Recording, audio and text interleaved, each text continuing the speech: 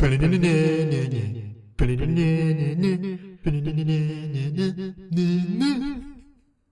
everyone, and welcome back to another episode of X Marathon, the series of videos where we cover every movie in the X-Men franchise. We are now going to talk about the film that I consider to be the best in this entire franchise, and personally one of my favorite films of all time, Logan. God, I love this film.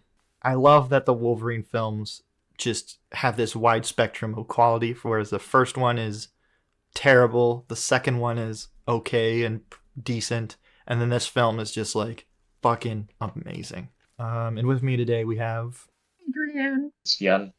Just gonna say, I love the tone of this film. Just a really harsh, gritty film that's set in the near future based off westerns, which I believe is more the tone that Wolverine should be in.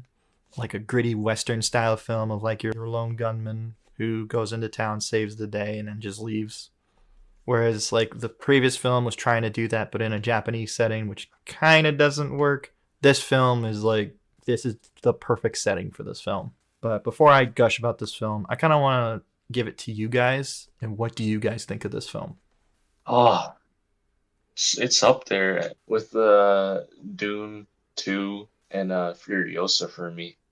Really? Like, yeah, I swear, every time you've recommended a movie, for me, like, yeah, this is the movie you have to watch. You've been on top of your game with it, dude. I fucking love this film. I didn't go into Logan thinking that I'd actually like it.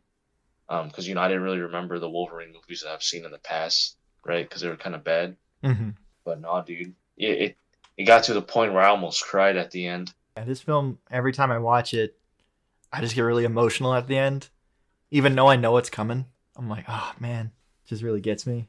Like even this time when I had to rewatch it for this show, I teared up at the end. I was like, why the fuck am I tearing up? But we can get more into that at the end of the review. Adrian, what do you have to say about this film? It was amazing.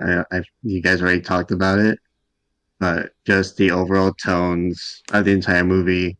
You see Wolverine and how he is doing in this time frame, and then the setting overall continues to build on it. It's perfect. Mm-hmm.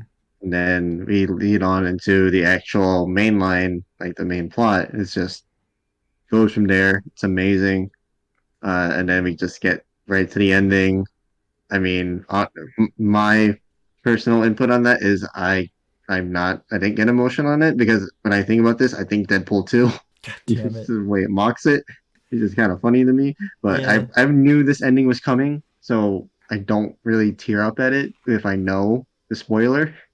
Oh, it's gonna happen. So how's the build up to it? Is it really worth how people reacted? That's really what my main concern was. And yes, people deserve to cry at this. I do not blame them. Yeah, no, I just think that this film handles its characters with such grace and like beauty, and like they're not afraid to go into really dark places with their characters. Like Wolverine is a pill popping drunk who is sick and he's slowly dying because of the metal in his body, and his healing factor It's isn't just working. suicidal. Yeah, he is. No, like there's a huge theme of suicide in this film, even down to who the main, at least physical antagonist of this film is. It's just a really like great exploration of this character, and what I love about Wolverine is that he can go through all of this bullshit, all of this pain, all of this PTSD, everything going wrong in his life. Like there's no more X-Men. He's having to take care of like a mentally ill Charles. Nothing is going right, but still through and through, he forces himself to look after this little girl. Reluctantly a lot of the time, but he's still doing it. And that's what I love about this film. And it's just the perfect exploration of Wolverine, and what I think throughout even the X-Men films that we've covered is like a perfect send-off for this character. I guess the one thing I also love about this film, I really like the action in the film. It's nothing too grand, but it's just bloody, violent, and gritty. When people get stabbed, they get stabbed. When things get cut, they get cut. The opening fight scene in this film with him having like to protect his limo is perfect. I kind of want to get Yen, your opinion on that. Like just your overall impression of that scene with like them just going like, okay, this is what Wolverine is.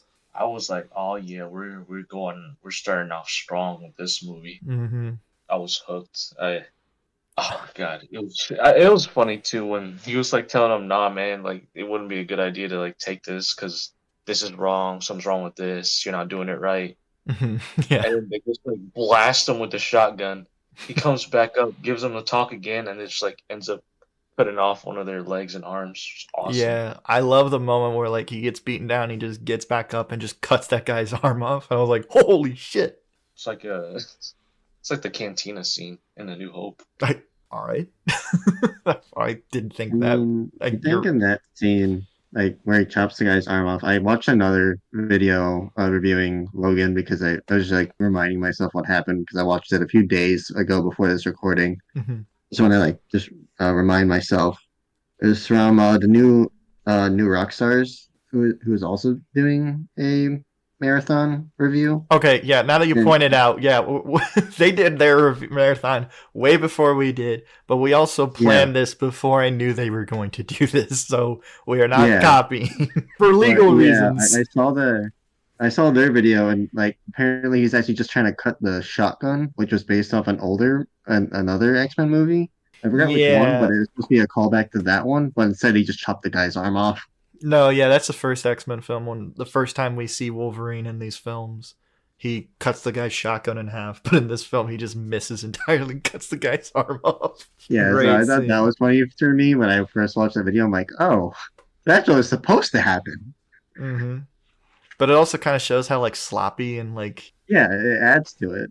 there's something really fascinating about seeing Wolverine at his lowest low. Like I don't know I think what it they is go for like almost any hero because you want to see the redemption story, and they exactly. do this fantastically here. Hmm. And I think a big part of that is who helps him out of the redemption, which is you can make an argument for Charles, but it's really Laura, the little girl in this Yeah, film. Like honestly, I think this is the film that kind of capped it off for me and like I don't want to see any more lone wolf and cub stories. Last of Us and this, that's it for me. yeah, I was about to say. Then you played The Last of Us. Well, no, Last of Us is good, but this also came up before then, and a lot of people were saying at the time that, oh, so this is Wolverine meets The Last of Us. I'm like, all right, but that doesn't mean it's bad.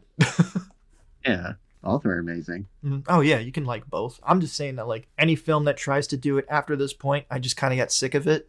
Like when The Mandalorian came out and it was like, oh, we're doing another Lone Wolf and Cub story. I'm like, all right, I like that, but I wish they would have done something different. And then Obi-Wan came out and they do it again. I'm like, okay, enough. I'm done with this Lone Wolf and Cub thing.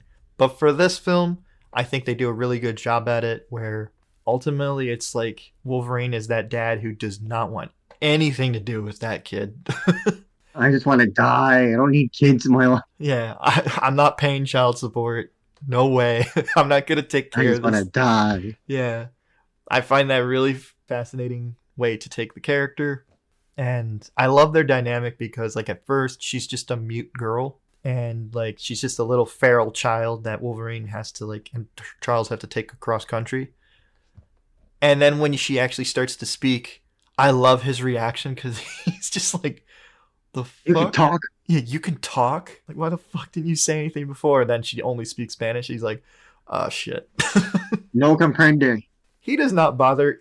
Throughout his entire, like, 100 years of life, he has not bothered to learn any other language. Are you talking about Xavier? No, Logan. Oh shit. Logan is older than Charles. He's like hundreds of years old. It's just that his healing factors kept him young until this point where he's kind of rapidly aging now. Yeah, bro went to Japan. Didn't bother. Bro just said, I live in America. This is America's country and it's mine. Actually, he is canonically Canadian. Oh yeah, I forgot he's Canadian. He's not even American. He didn't even bother to learn French. But yeah, I think Everyone can speak English. I just find that to be a really interesting way of looking at the character. Where it's like, oh, okay, even though he fought for the Union, he's all right. Like, we give him a pass. I mean, I do, but I don't know if other people do. I mean, I wouldn't say he does because of this movie. He kind of hangs out with the black people, That's right. You're right. All right. so he can't be racist. Yeah, that's true. He sticks up for them. Yeah, I mean, his clone is now questionable. Yeah, the clone is racist. Yeah. See, that's just, remember, it's just a metaphor for his past. So Yeah, you're right. Good point, Adrian. Which, if we're gonna talk about the clone real quick, I don't like that we just have this completely blank slate animal kind of villain, and that like he has no real personality. He's not based off any character from the comics. I think it's kind of lazy that they just came up with this really blank slate original kind of character. However, I then have to contradict myself by saying I like that he's basically fighting a metaphorical version of himself from his past. yeah, because what I'm thinking is when in X-Men Origins is when they said, "Oh, wipe his memory," Mm-hmm. and then this copy is basically what he would be. Yeah, he is. This He is did wipe the literally memory. the weapon, Wolverine, but not the man. Like even down to the fact that this movie's name is just Logan. It's not Wolverine. The Wolverine was more about the legend of the Wolverine and like how he's this kind of like mythological figure of a hero. But in this, we're breaking that down and actually showing the man behind that mask and him having to come to terms with his past as this weapon, as this animal, as this murderer. And even if you want to go to the whole suicide angle of things, like he is fighting himself, trying to kill himself, and ultimately what does him in is with the clone is that adamantium bullet that goes through his brain, or the clone's brain, I should say. Yeah, I'm just gonna say it just all comes back. It's all full circle, and they do it so well, it's perfect. No, yeah, I love the villain in that sense of the way of like, oh, it's a metaphor, and this is a story about Wolverine, so having Wolverine fight Wolverine makes sense. Yeah, you go in a deeper meaning. Like the scientist who created the clone was one of the scientists that put the adamantium into Wolverine in the first place. Yep. So it's even a deeper than that. Yeah. Yeah. His dad, right? Well, I don't think so because this is 2099, right? Yeah, this is 2029. Which I also have to say, I like that this future isn't too crazy. Like it like I feel like this is what 2029 would look like in certain areas of the country. Oh, with the Oh yeah, definitely. Yeah, it's nothing too crazy. Like some technology is just a bit more advanced than others, like the phones are. But other than that, like we still have cars that act the same. Phone chargers. Yeah, right. The cars look the same. Yen brought it up, but AI driving cars, like trucks. Yeah, I mean, I feel like that's the most futuristic thing they have, and Yeah. if that's not proof that you shouldn't have them, Elon Musk. Yeah, Yeah, watch this review and this movie. Watch this movie. Yen, what did you think of Charles in this film? Okay.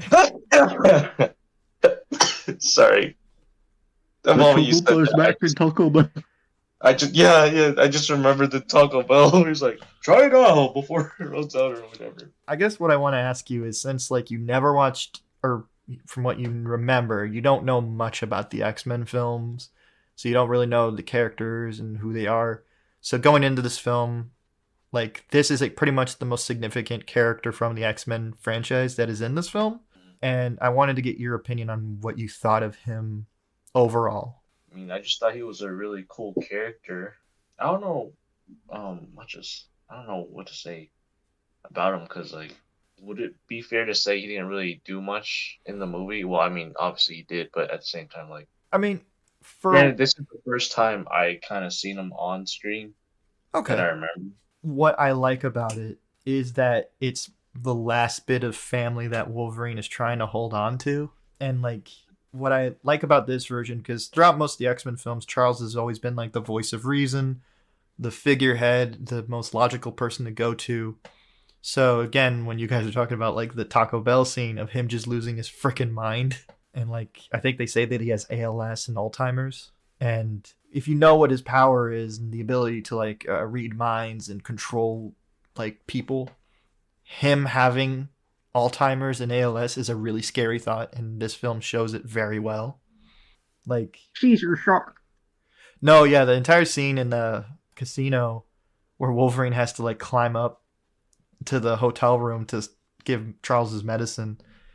That scene is just so tense, and like sometimes I'm holding my breath because I'm like, oh god, this is so intense. Yeah, I want to call back again to the video I watched where they explain like why Wolverine can move, and I guess Laura as well. Yeah, Is that his molecules are constantly repairing itself. yeah, exactly. They're being torn and repaired. It's just how he's able to move. That's Yeah. when no one else can. So No. it, like learning that detail when I watched it, I was like, oh my gosh, that is way worse than it looks. Mm-hmm. Yeah, And no. then people are dying while Oh, they're frozen and they can't do anything. yeah, no, they can't do like I love the moment where like the first soldier he goes up to, like you just see the guy's eyes move towards him and he's just standing in place and he's just like, "Oh, fuck." Just the look of terror in his eyes. Yeah, and it just stabs them. Dude, those stabs in the head are nuts. Like one goes through a guy's face. Yeah, Um I remember one of them, like when he stabbed them, and you just see the eyes roll back. I'm like, oh my lord, yeah. Oh my god. No, this film is violent. I loved it. I loved it too. I love seeing those claws do damage. It's so satisfying. After like God knows how many films we've covered now that are PG-13 and have Wolverine in them and no blood, and only for this film to be like, nah, we're gonna show that these claws get bloody. Not on just Wolverine, but like Laura too. When we're first introduced to her, Oh yeah, just goes on a rampage. literally rolls a dude's head. Oh, was he your friend? No, I killed him. This film is just so well done. I mean, Yeah, if I we're want to not, go another like an action sequence that stood out to me. mm-hmm. Was it just Logan whipping that limo? Oh yeah, I like that one too. Bro was whipping that thing, making sharp ass turns while being chased by armored cars and machine guns. Uh huh. He was whipping that hoe. Like, bro, when I see him like just almost drift the limo and Mm-hmm. just turning around, I'm like, this guy fucks. I like that the moment where they're trying to outrun the train and it's like they're obviously not gonna like get in front of it and go around it. So what he does is he pushes the other like car into the train, taking the force of it, and then they just safely get by it.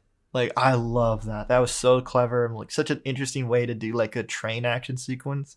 Also very Yeah, western as well. yeah. It's just like, man, that scene was good. I that's what hooked me. I'm Mm-hmm. like, oh man, the opening sequence was good, and then this scene is good. I'm like, oh shit, this movie's fucks. I think another thing with X-23, Laura, I love Wolverine's reaction when he sees what power she has.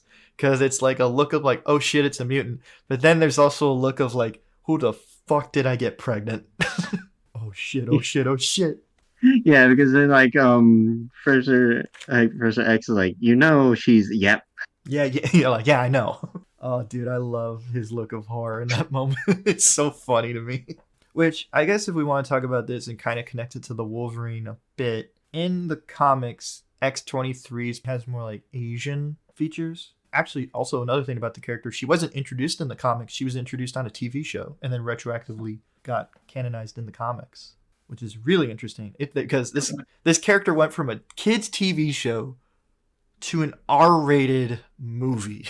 That's insane to me. But yeah, no, I just wanted to point that out because like it would have been interesting if they did connect it more to the Wolverine, but I also feel like what makes this film so special is that you don't really need to have seen all of the other films to enjoy it. Like again, with like what Yen has said and how he likes the film.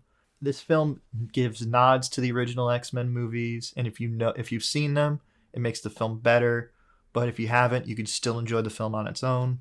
But yeah, is there anything else you guys want to talk about before we kind of go into like the ending of the film? I mean, I guess this is a good segue into it. I guess just talk about Laura and her backstory. I feel like that would be a good segment into the end because it fits very, very well. Mm-hmm. I mean, When I was watching, because we get introduced to one of the workers, I guess we'll call it the nursery. We hear from her like, "Oh, take her here," which the coordinates just turned out to be from a freaking comic book, yeah, just freaking bullshit from Logan's perspective. Like, which is really but interesting like, when like it turns out to be a real place. yeah, Like, there's a lot you can read into that. Is like, did the comic book artist like secretly give a message, and this is what it is, or is it like they were gonna meet at this place either way, and they just took it off a comic book? I think, yeah, at least from like what I think is they took it from that comic book and they thought like, oh, these X-Men, we look up to them because they're mutant heroes, Mm-hmm. and wherever this location is, like, it must be good. Yeah, It must be like heaven or like Eden as they're calling it. you can also kind of look at it as like Wolverine being like, oh, this is ice cream for bedwetters and like making fun of people who read comics. But then ultimately, the comics are the thing that brought all these kids together and, you know, getting the group and they're the future, which I think is like a really interesting way to look at comics, where it's like you can look at them as like things that were made to be more for children and now what they mean to adults now, and like how these stories, especially X-Men stories, and what they mean of like bringing people together, and like even if you are different, that doesn't mean you're lesser. So I think that's an interesting kind of way to still keep the overall theme of X-Men in this Wolverine film. Yeah, and then you kind of see it from Logan's perspective, like, oh, this shit then never happened. Yeah. It's just like denial for him. Mm-hmm. I will say Like, it's really interesting looking now at the new Deadpool and Wolverine film and looking at the costume in the comics. The costume in the comics had sleeves.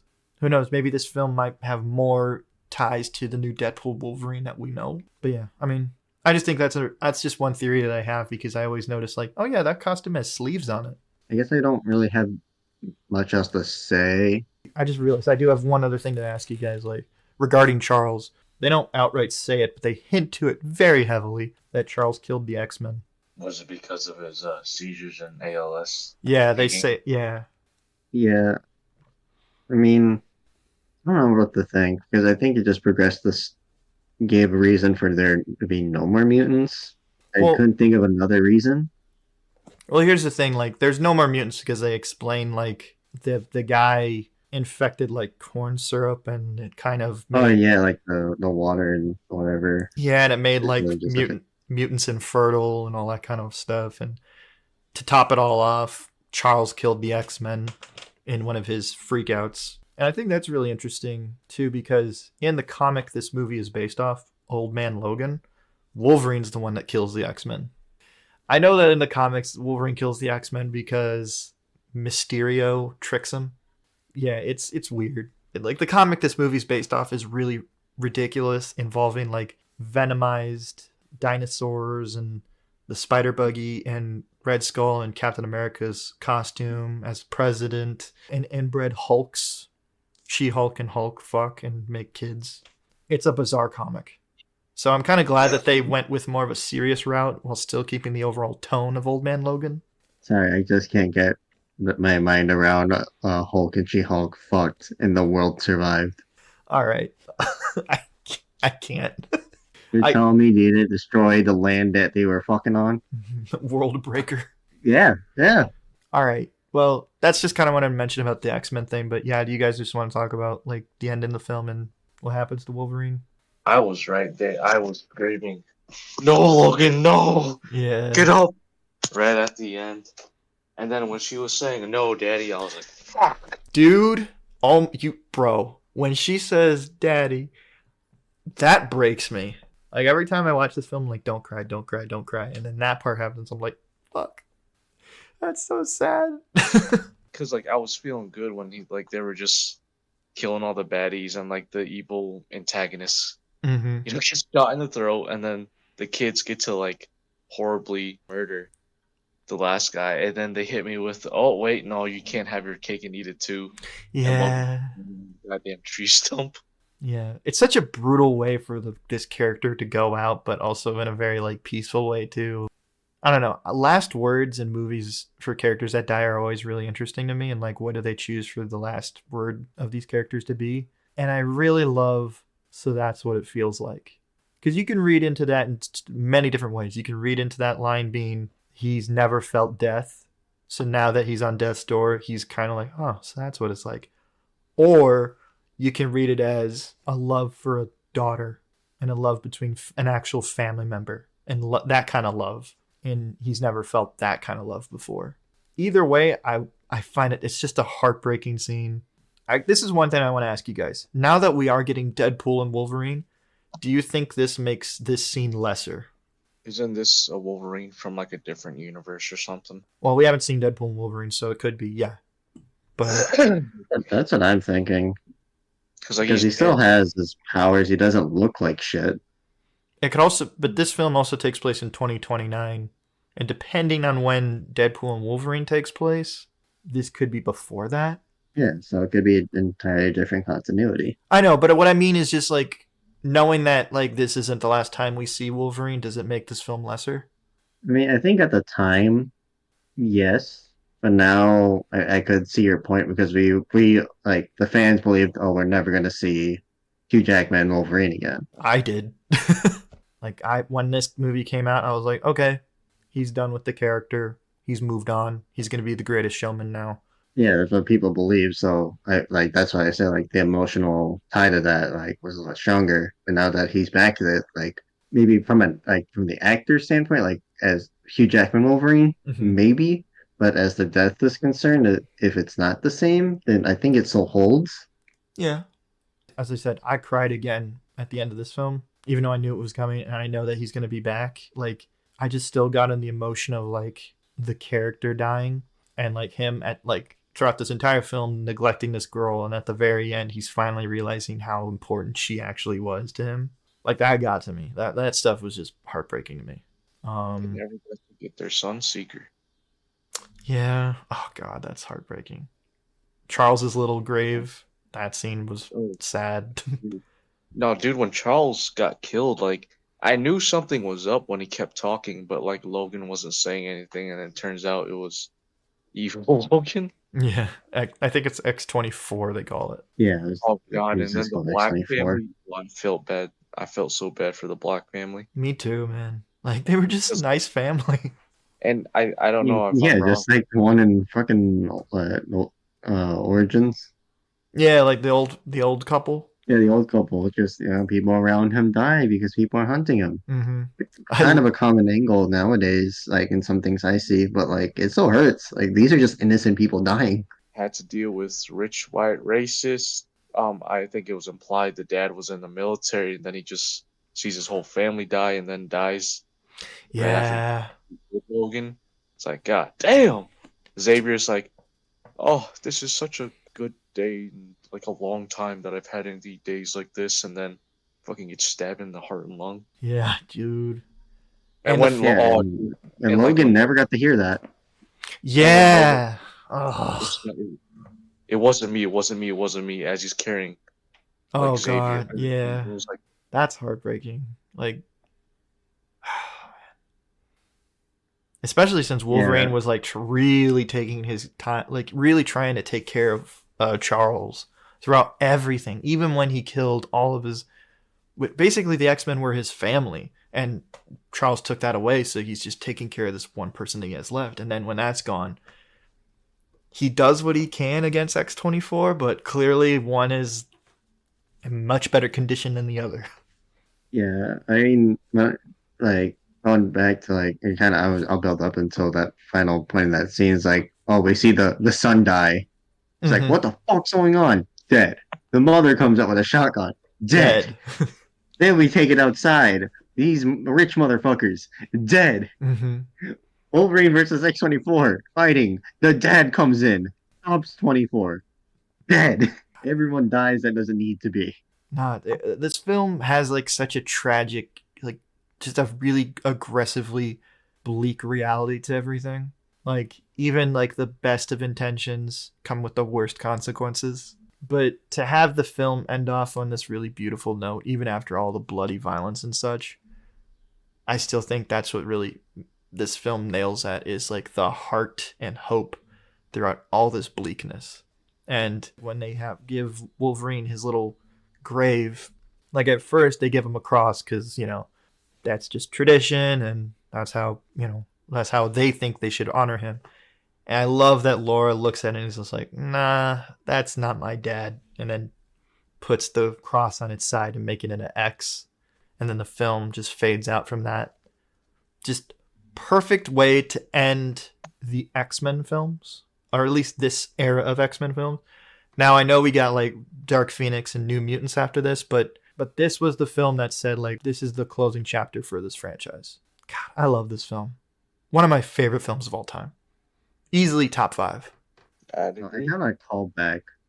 Sorry, Jan, interrupt for a sec. I want to call back to you calling it like an old western, Mm-hmm. which is the perfect way. Yeah. But then you end with a quote from an old western movie. Yeah, well, yeah. When you said, I'm like, didn't she quote an old western that was like his favorite? Yeah, Shane, I think the And then name of the that's the film. one, like one of the most perfect English lines that Laura has. It's just quoting that movie in that moment. Jan, I cut you off. Sorry, but what were you gonna say? All I said was I agree. Yeah.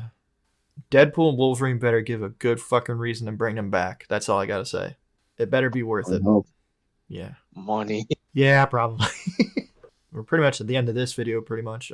We have now covered the X-Men movies and the Wolverine films. Now all we have to cover are the Deadpool movies. And then leading up to Deadpool and Wolverine. We are really close to the end here, folks. God, like, what a journey it has been. And, like, especially with the Wolverine films, of just, like, 2 films that are just, like, one really bad and the other one okay. And then just to end it off with this, like, home run of a film is just insanity to me. It's also a good metaphor of, like, just try, like, no matter, like, how bad something is, try to persevere and you'll probably get gold out of it later. All right, let's go, Madam Web 2. No. We're ending it now. We're stopping. Fuck It's fine. We're already getting Toy Story 5. Oh, yeah. And then we're getting Shrek. What? Shrek 5, Shrek 6 next year. Shrek 5. No, 2026. Shrek 5 next year. 2026. Yeah. Let's go. Well, you know what that means, though? We just have more things to cover in the future outside of the X-Men films. Do you guys have any last-minute quick thoughts? Nah, I can't, man. The depression's setting in. Oh, no. Not really. All right. Well, thank you guys for listening to this review. We had a lot of fun talking about this film, even though Yen is depressed. He's drinking that depresso. Yeah. You know what? You know what will cheer Yen up? Leave a like. Say something nice in the comments. Oh, fuck you. Give me some money. I want you to send me money, viewers. In that case, you should subscribe to our Patreon so I can finally pay him. Us. Yes. We need money for our Sunseeker. We're going to take it to Lake Geneva, Wisconsin. Wait, who's Wolverine putting a bullet in his head at the end of this scenario? Oh, shit. I guess it'll be me because of the Taco Bell. Shit, this boat doesn't have a toilet. One of y'all gonna shoot me after I start raving on about the fucking Taco Bell $5 cravings box. Max, get it now. Adrian, where'd you put my burrito? It's the fucking mice and men of like the rabbits. Yes, and the rabbits. Oh, I think I shit him in Twitch and Chalupa. Yes, Yen, the Chalupa. Baja Blast shoots my hell. All right. If that little bit doesn't make you leave a like, I don't know what will. Yeah, subscribe to our Patreon. We have a lot of really cool stuff on the Patreon. More stuff is going to be added soon. Yeah, that's all I got to say. I'm Max. I'm depressed. I'm Yen. And I'm laughing at his depression. Hope you all have a good day. Bye.